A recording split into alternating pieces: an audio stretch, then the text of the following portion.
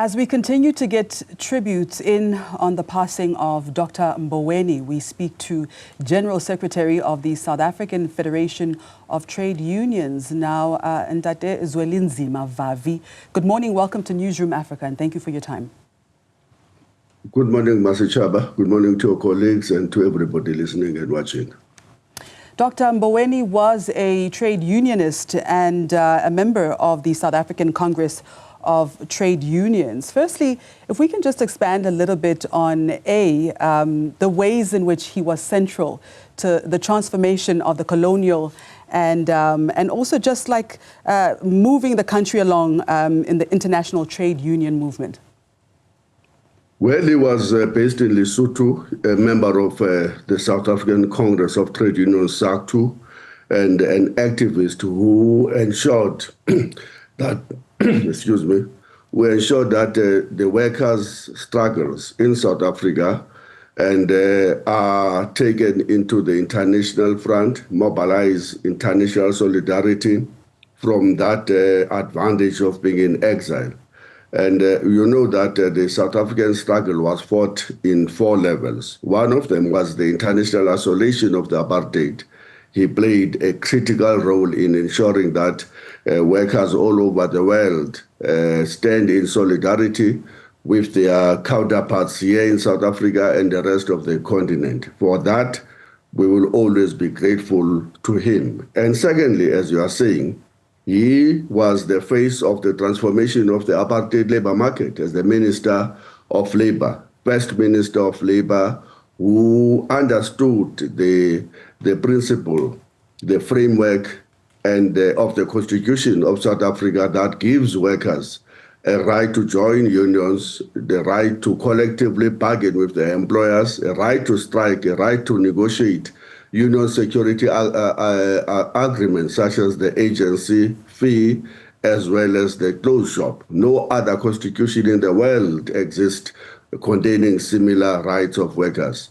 And he took that forward by transforming the colonial and apartheid labor market, and from the one that was conflict-ridden to the one where at least unions could manage their relationship that is naturally conflictual with the employers.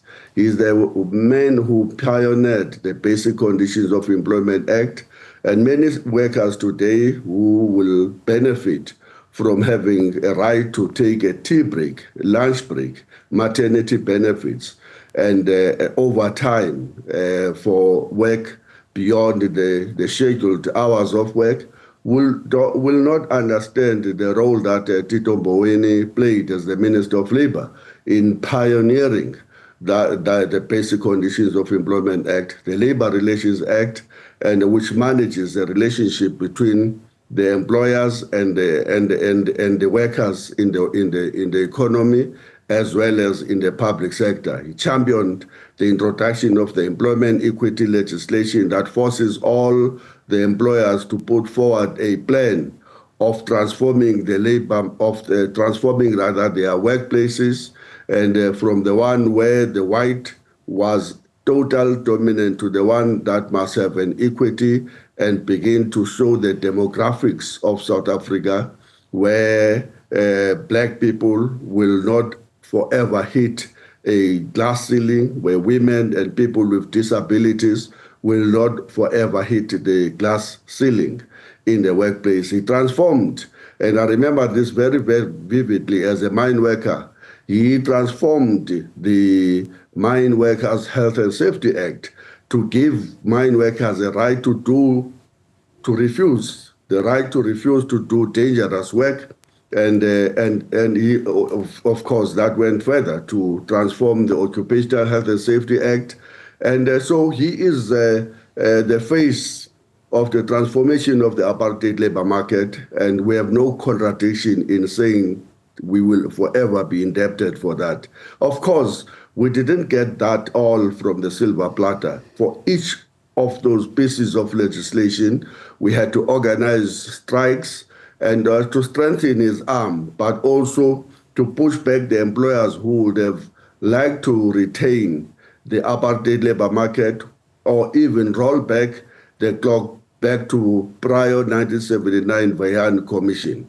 So we will be forever indebted to him for that. There is a Tito Mboweni who became the Minister of Finance later in his life, and who became the Minister of, who became the Reserve Bank Governor.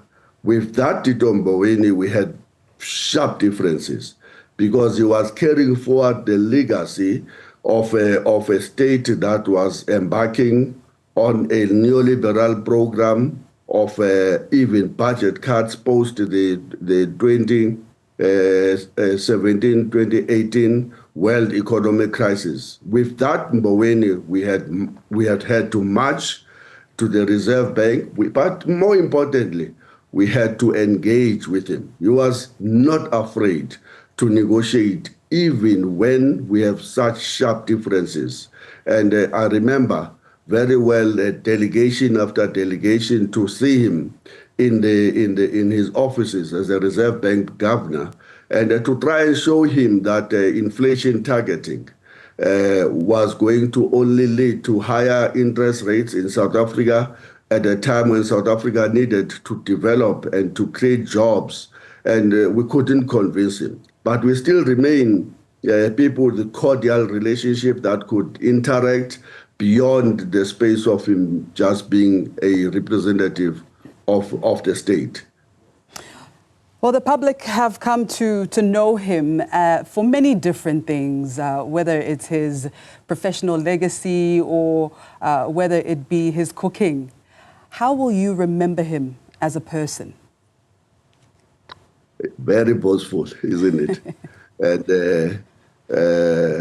look, he put things up in the social media, such as cooking, what he was cooking. A lot of people would have thought that this boastful represent arrogance. Tito Mboweni was not arrogant. And he was engaging. Of course, he was tough as a negotiator, and he was not a walkover to the labor movement, which was very powerful at that time. But we remember this soft-hearted person, somebody who we had only a pleasure to disagree with at some moments, but a pleasure to work very closely with, in particular when he was the first Minister of Labor. We will remember both legacies of Tito Mboweni, the one that we celebrate as the pioneer of the labor market, but also the one that we disagreed with as the Minister of Finance and the Governor of the Reserve Bank. All right. Thank you so much for your time.